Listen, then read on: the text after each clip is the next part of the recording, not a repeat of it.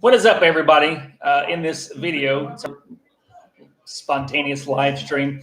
We're going to talk about, if our kids let us, we'll see, about organizing your life and things that you can do to kind of help organize your life, answering questions out there that you might have. And Lucas wants to talk about Bubba, which is him. He likes it when we talk about him. He does. He does. He likes to talk about Bubba. But yeah, we just talk about, for us, it's Sunday evening. Usually Sundays for us are kind of relaxed now. We've been so busy that we're trying to stay at home on Sundays and get more organized because there's so much going on in our lives that we have to be organized. And we know that we're... I don't know if you can hear Lucas or not. He's part of the meeting now too. And but we are really goal setters and achievers. I don't want to say overachievers. I think we are very ambitious. Yes, a lot of the times. And so a lot of times we take on a lot. We don't exactly know what we're going to be doing and how we're going to do it. We just have all these great, grand, amazing ideas. And then nothing ever gets done because it's all very overwhelming. So I think one of the biggest things for us is that we really try to prioritize, like the big things in our life. At Lucas, because he's trying to watch Moana over there on the TV. So you're getting the M in the corner. Sorry. Anyway, enjoy that. That's cute. Yeah. They're not that young for long. So anyway, but so we were just talking about this. We were sitting down. I don't know if you guys have seen our 5 focus strategies for entrepreneurs video. If not, I recommend that you check it out. It's pretty good, if I do say so myself. But just in terms of like practical things that you can do to make sure that you are organized with your day. And so Joe and I were sitting here talking about it, and we're like, well, why don't we share this process with everybody? So yes. Hello.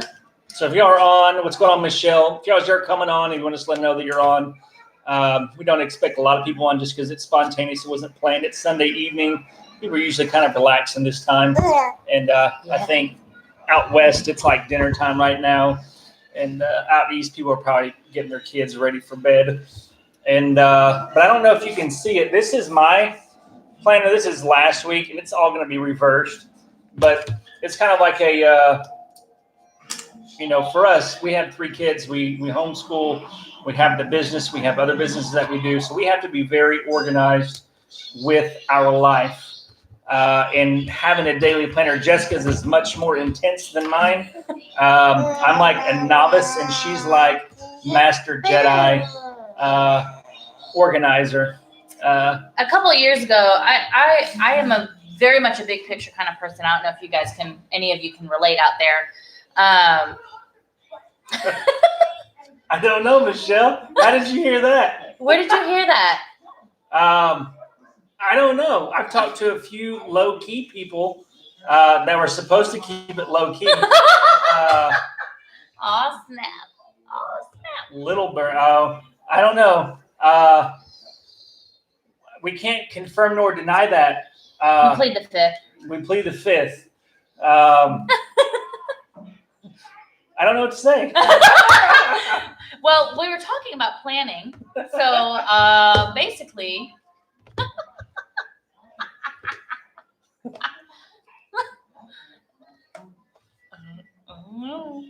anyway. In March, we'll find out for sure. You'll find out for sure. That's hilarious. Yeah, I guess. That threw me like I was like, oh man, where'd that come from? Yeah. Interesting. Anyways, on to planning. Since we're so busy, hello, Dulcie Flesha. Dulcie. I posted it somewhere? Surely not. We're denying. We plead the 5th. We have no idea. Thank you, Rummage for just. Yeah. We have no idea what you're talking about. Yeah. Anyway, so planning. She's a master Jedi planner. I'm a novice rookie. I'm a Jedi. Look, now, in the training. All right, so here's what's going on. All right, a couple of years ago, I went through this whole phase where I'm a very much, I don't know if you guys can tell, but I'm a very like emotional, like outspoken, extroverted, really like head in the clouds kind of person, like an extreme visionary in a lot of ways. Quit, dude. We don't eat the microphone, man. You want to see this? Yes, so I'm tripping out about this. Like, I'm tripping out about it. Yeah. I don't know. And I had to, dude, what? Can y'all hear us with him doing that? I don't know.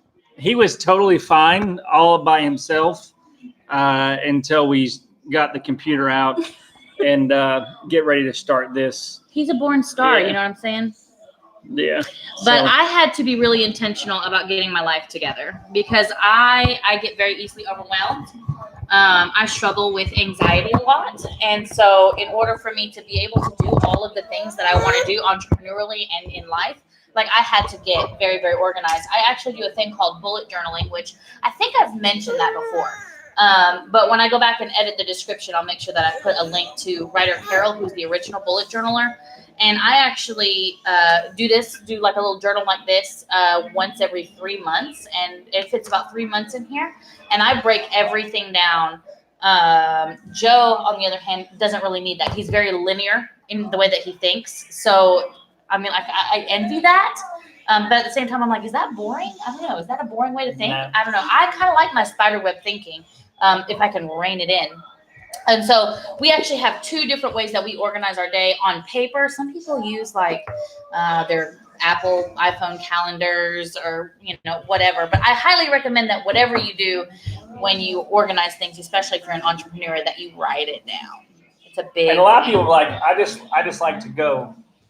That may work for you, but in all honesty, like if you just go without any planning, you're only going to get so far. Like you can probably do a lot, reach your goals faster, but also attain higher levels of success if that's what you wanted to do. You probably, I'd say, find more joy in life if you do plan. I think she's going to go nurse Lucas real quick, so I'll scoot over for a minute. And but we just want to jump on here and really talk about, just the process for us as resellers. Things that we kind of focus on each week is really around, listing, like how many listings we're going to hit this week, process improvements for listing, which kind of goals that we had set last week for this week centered around, I don't know if you had heard, there's those who are selling on eBay, is that eBay added secondary user access. And I had a virtual assistant from the Philippines, whom I've known for a while, that was going to start being our virtual assistant when that update went live. Well, it went live this last week, but unfortunately, you only have access, or secondary users can only have access if they are located here in the United States.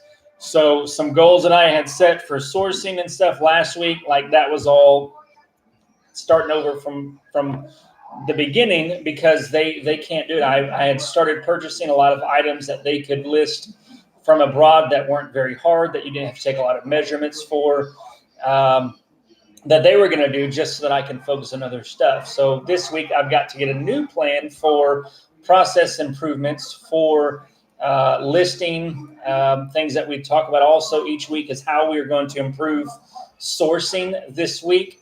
And really for us is, I don't have the thrifting eye. A lot of you out there who are watching live or watching the replay, that you are very keen at being able to go to thrift stores or garage sales or estate sales, whatever it is, and be able to locate items to source at a very high profit margins without spending a lot of time or having to look up price comps on eBay or what have you.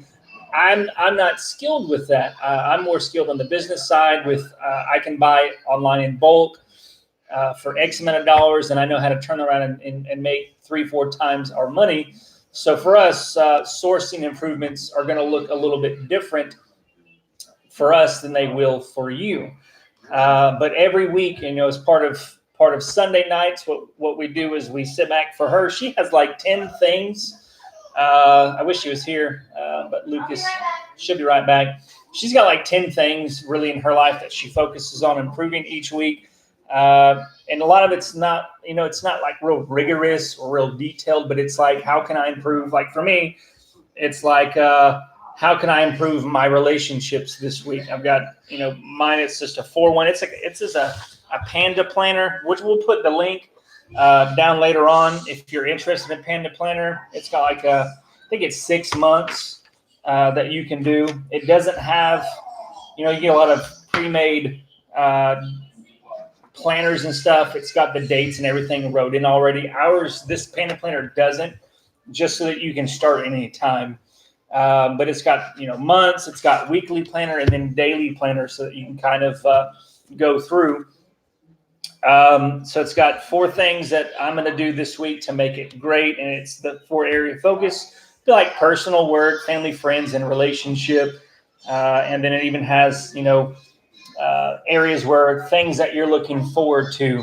I know for me, I get so lost in the future sometimes that I often forget about the present. I forget about this week. I'm thinking like 3 months, 6 months, 9 months, year goal, 5-year goals that I often forget about the right now. So this helps me to stay focused on the right now. So it's got like, what am I looking forward to is on here. It's got habits that I'm focusing on developing. And right there, like right now, a habit that I'm really trying to develop is staying off of my phone, not getting sucked into like social media. Because I work, with eBay and all that, you've got to be on your phone because you've got notifications. But like I get sucked into like reading, like it's football season. I like football. So like I get sucked in reading football articles or get scrolling on Facebook or on Instagram or on Twitter, that I get sucked in. She's back. Let me scoot over. Yes. So I'm working on really hard, trying not to get sucked in and to stay focused so that I can make my work time more productive. So that's a big habit that I'm trying to do. I know we put out that video this last week about 5 things that you can do to help stay focused.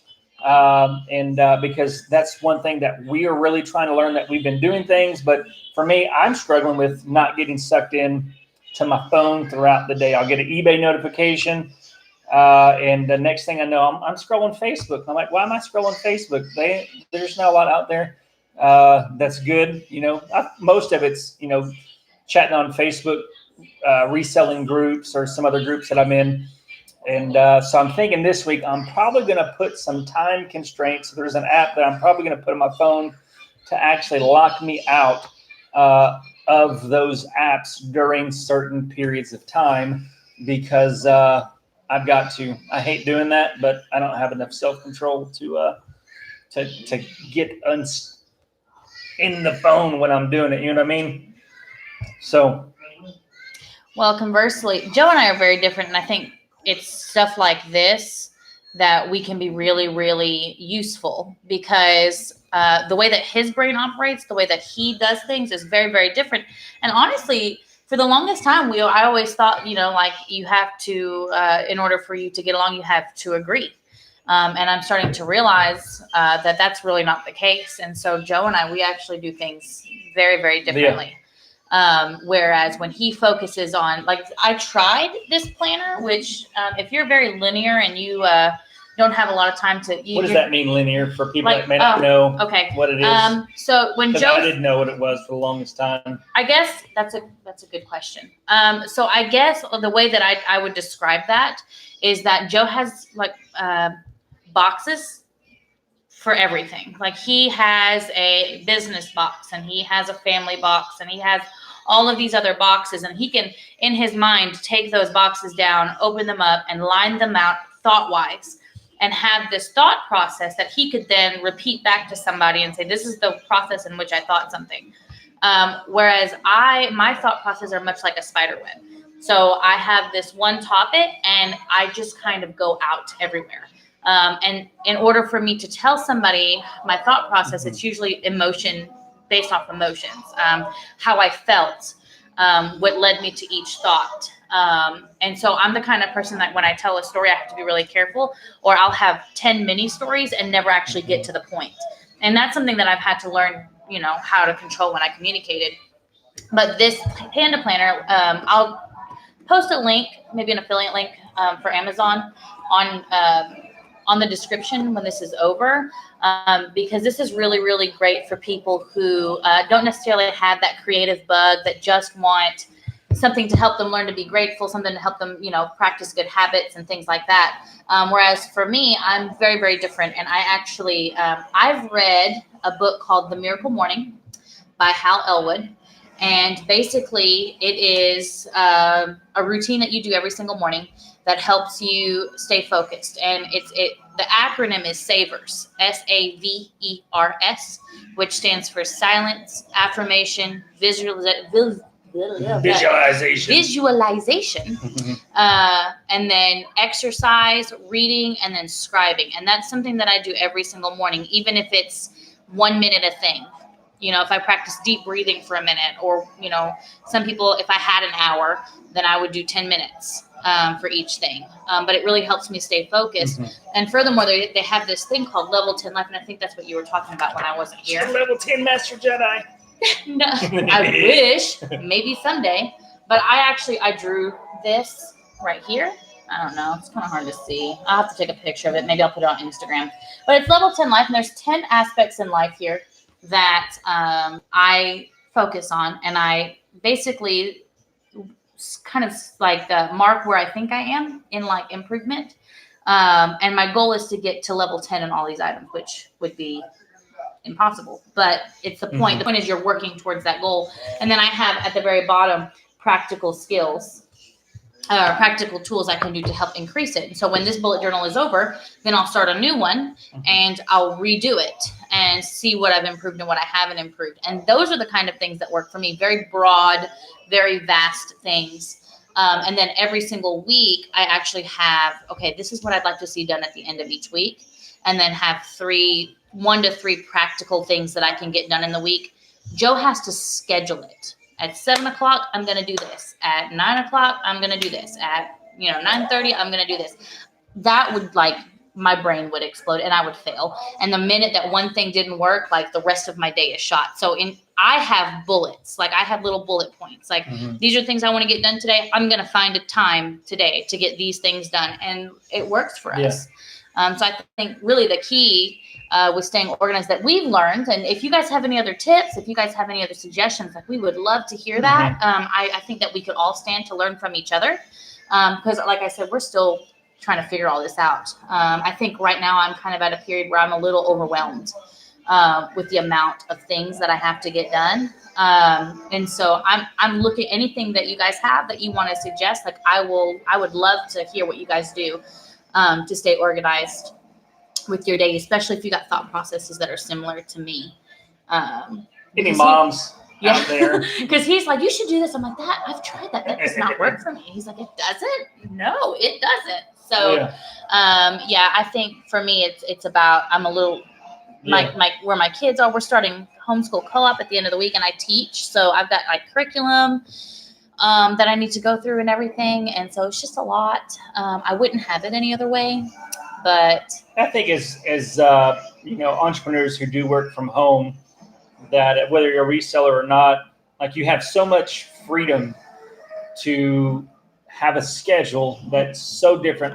You're not locked into a 9 to 5, so you have overwhelmingly large amounts of freedom, and that's why it's so important. That I'm learning, we're still learning, that in order to manage that freedom and not to take advantage of it, that you are living a structured life that is organized so that you can be organized, so that you can be more productive, or else you'll be spinning in circles and not even realize it, and having so many inefficiencies Right. that you're wondering like, well, I can't, I'm struggling to get this many items listed, or I'm struggling to get this project done, but not really realizing because there's so much freedom that you don't really track the time. And even more so, to take another level, it's like if you've come out of working for someone, that you had a boss in the past that you were always used to somebody telling you that, hey, you need to do this, you need to do this, you need to adjust this behavior, you need to adjust this, you can improve here. You get performance evaluations every 6 months or 9 months. Or if you're working in, I worked in restaurants for a long time, so you'd have to give, employees continual feedback every single day.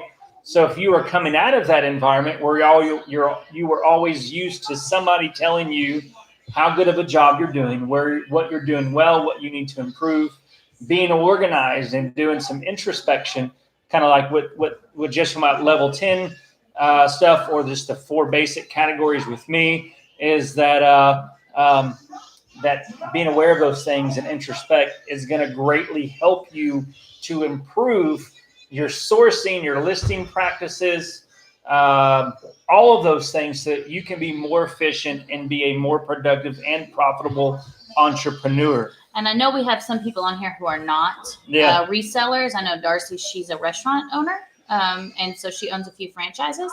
This would work for anything that you do. I know that we have.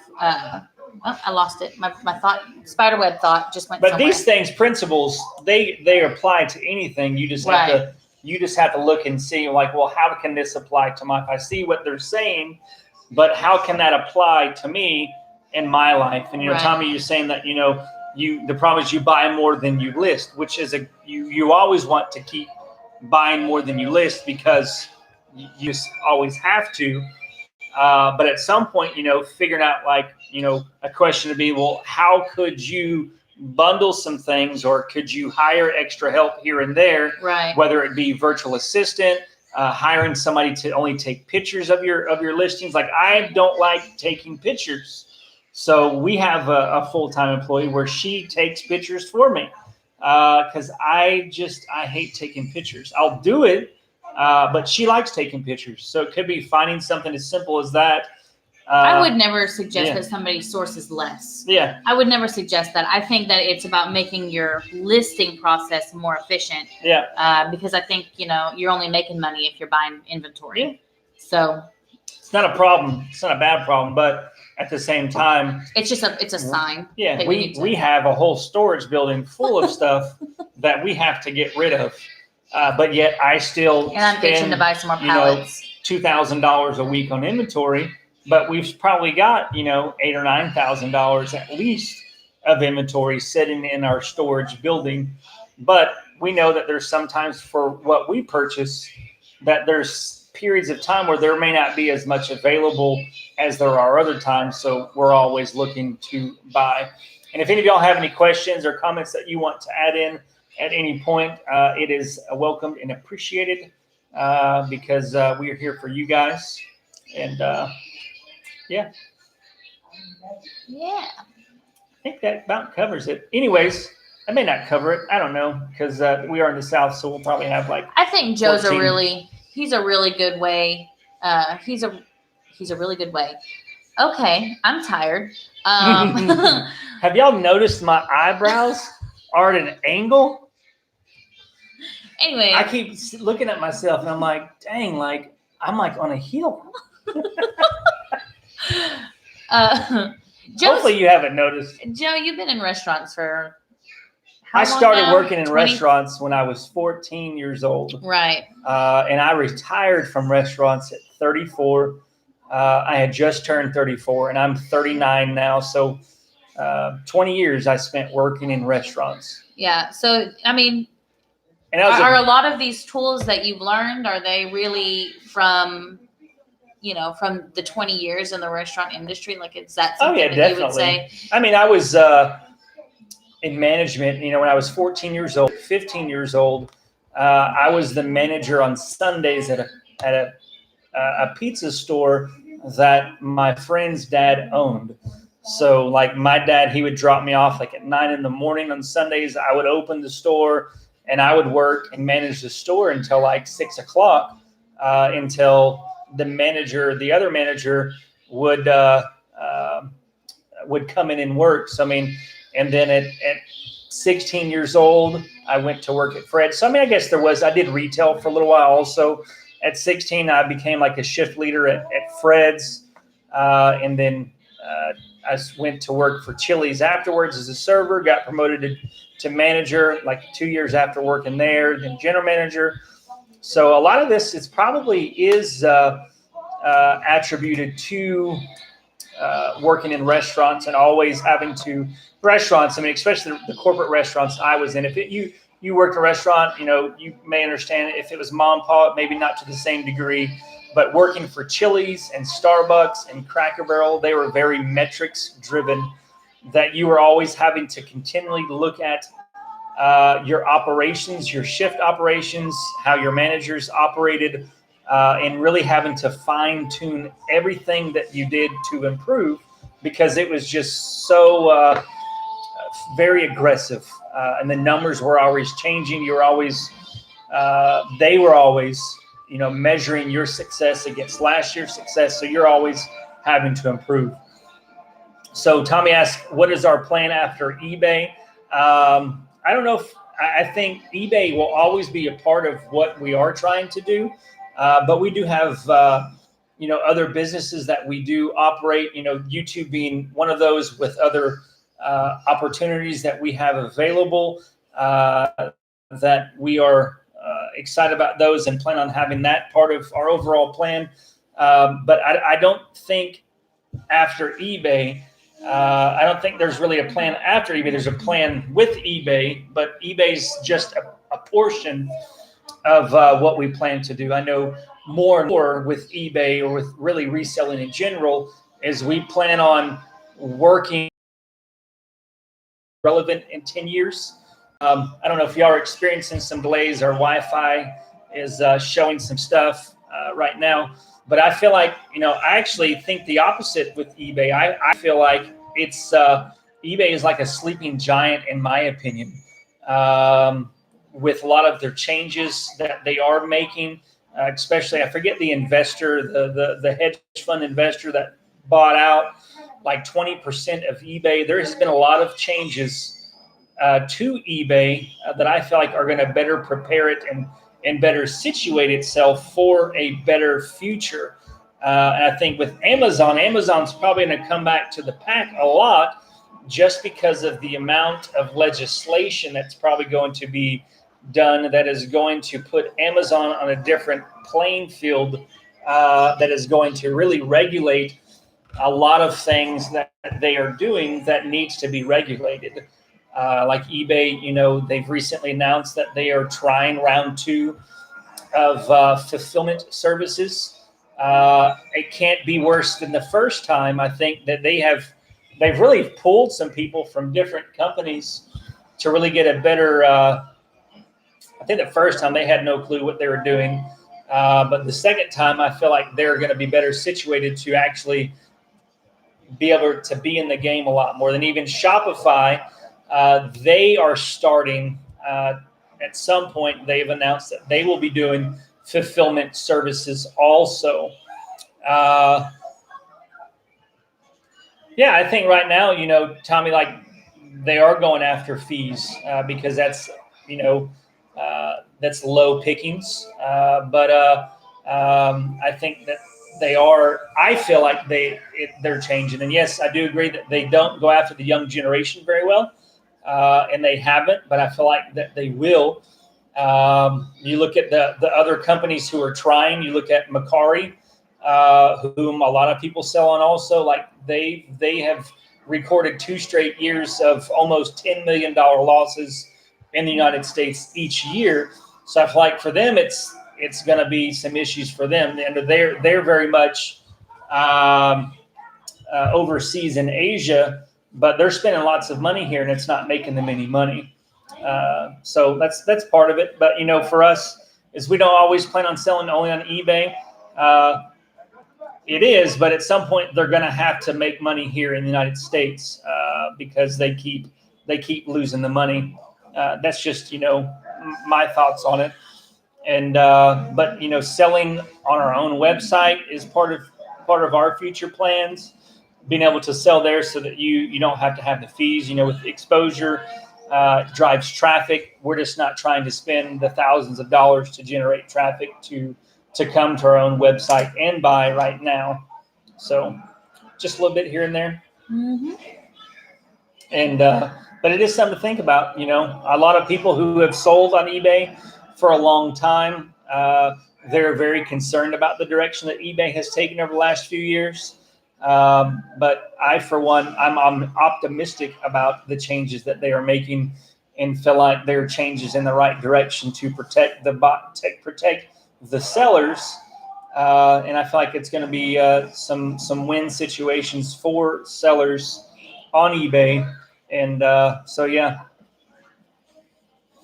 It is a slow build, but they are expensive, especially because now there's all these businesses out there who are promoting using Facebook and Instagram ads to push, traffic to your website. But that's just increasing more and more. So you could do a slow and steady, which slow and steady is always good. It wins the race versus people who are trying to come in and, earn a fast buck. It just doesn't really end well. But there is ways to be able to do that. To drive traffic to your website or whatever it is that you use to have stuff, and it's a good thing to do, especially if you're advertising specific items. You can get really, really detailed and focused with your Instagram and Facebook ads to advertise to people who are looking for those specific items. So you just got to be willing to to spend the money, but if you can spend $1 and make $10, then it's money well spent. I know people do that all the time with promoted listings on eBay. Spending 4 or 5% to be able to do it. People would do it all the time. So I would spend $1 to make $10. Would you? No, never. Why would I do that? I spend $1 to make $2. $1.50. Yeah, because it's more money in your pocket than you had before. And we've got some of those plans. We've flirted with the Shopify before with having it, but that was when we were running a lot on Amazon, and it didn't pull in. It didn't pull in the condition. So on Amazon, we were selling. We had started selling most of the items that we were selling when we got suspended were in used condition. But when you pull from like Amazon to Shopify, it wouldn't pull in condition. You'd have to do that manually. And at that point in time, we weren't willing to invest that much time creating those listings manually or going in and changing the conditions. Mm-hmm. But there are some extensions that you can download that will pull your eBay listings into Shopify. And we do have those plans to do before March. But it's not right now, but it is there. And anyone who can do this says that Facebook ads been helping you out, and eBay sales are picking up, which is awesome.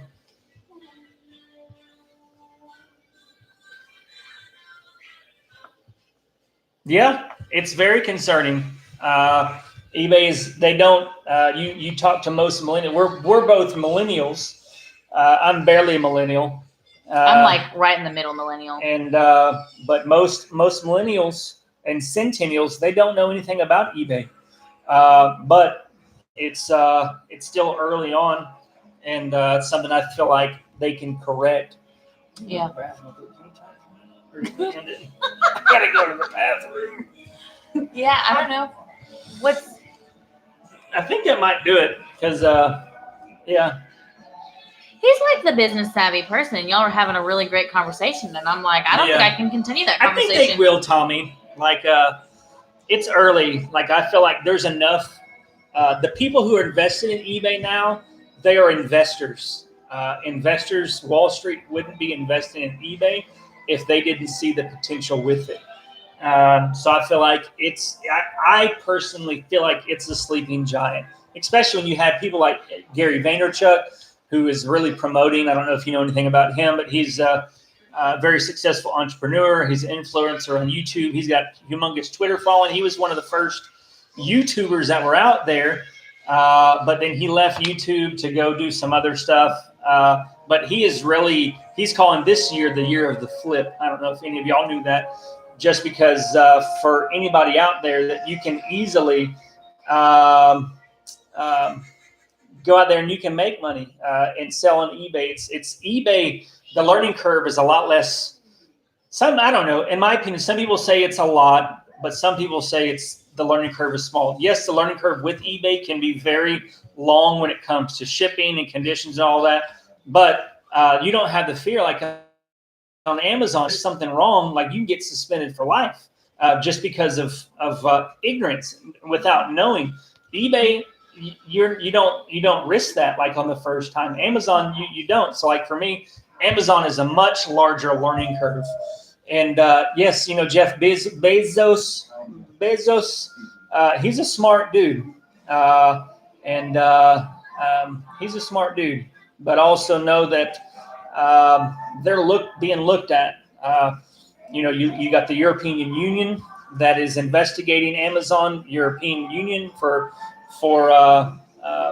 what they call unfair practices with Amazon. They're accusing Amazon of using data to ultimately from third-party sellers selling items that they're being accused of Amazon stealing analytical data to then go and create private label items to compete with third-party sellers, which is not cool. It's against European policy codes for them to do that, and they're standing like they could end up getting fined $17 billion, which is like a year and a half of profit for Amazon.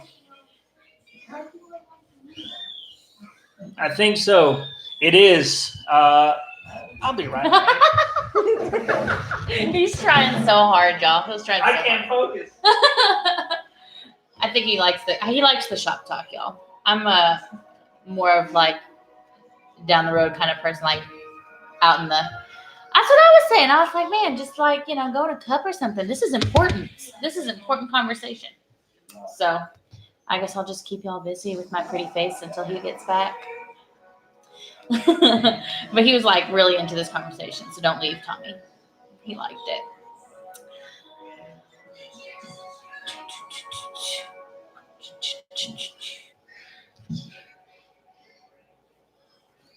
Oh wow, that was fast. That was very quick. I have to go. I got a small bladder.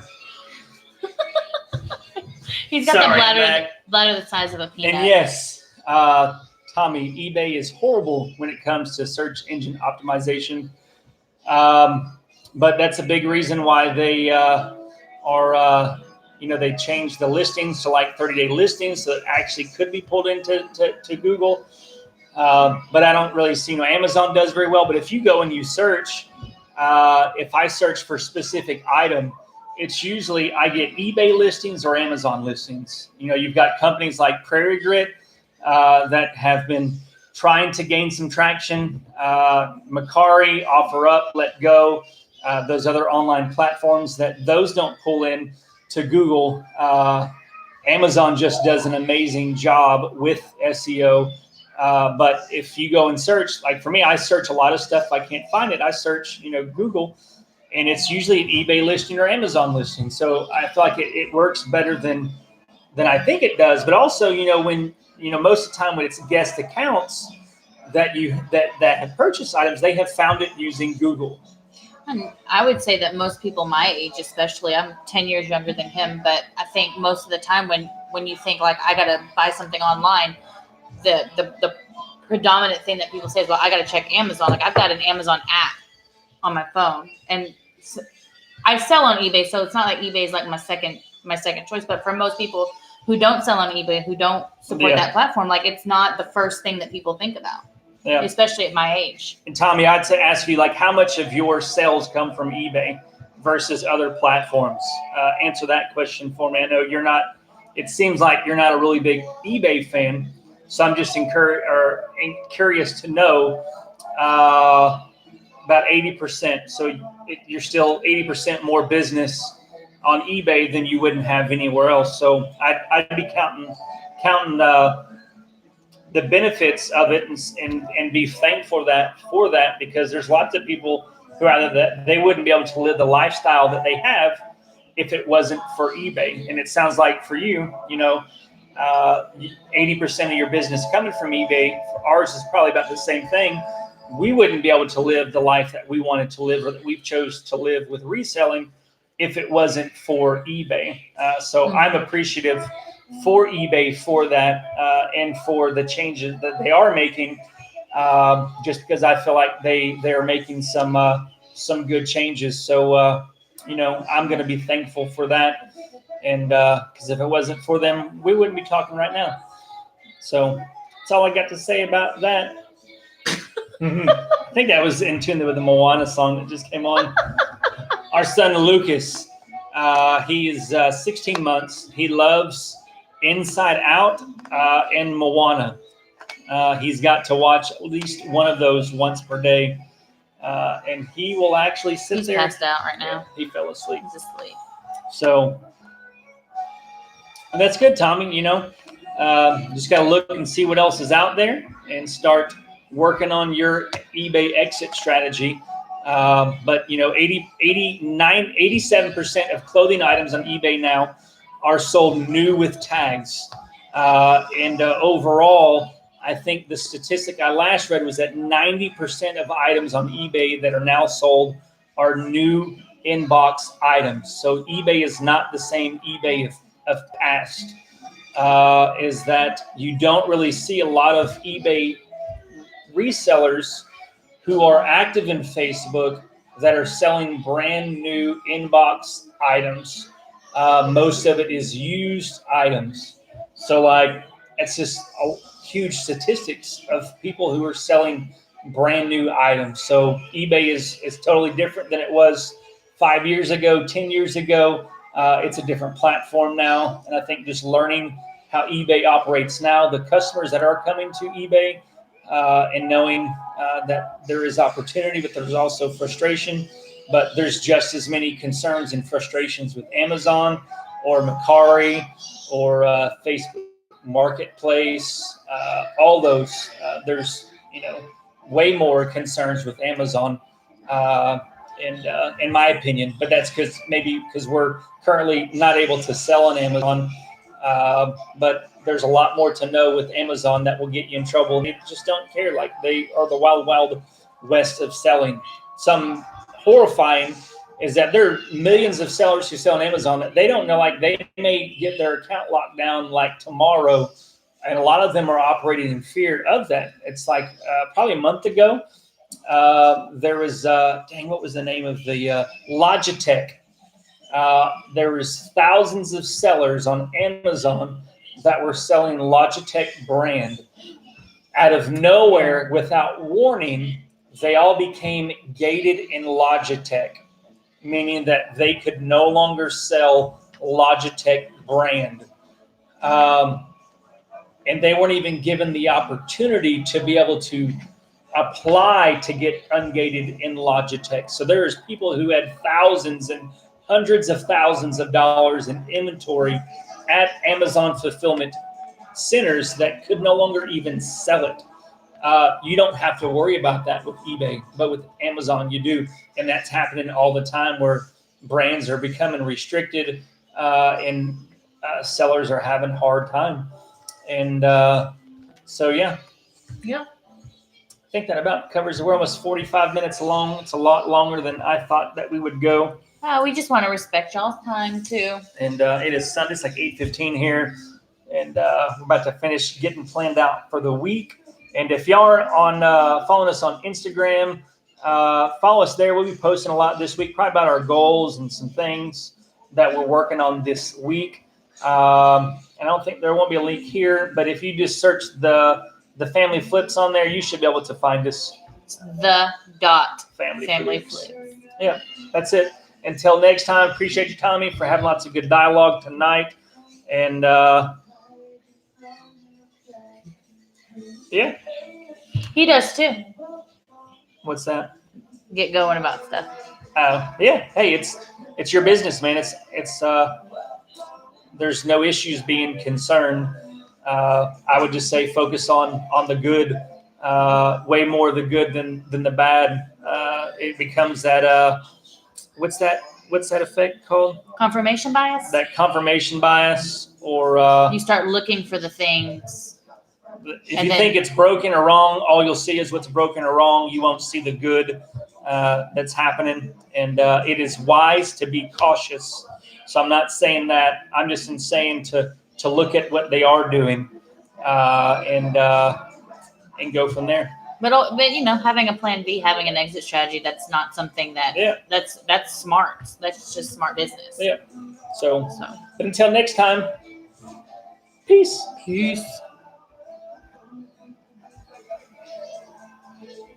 And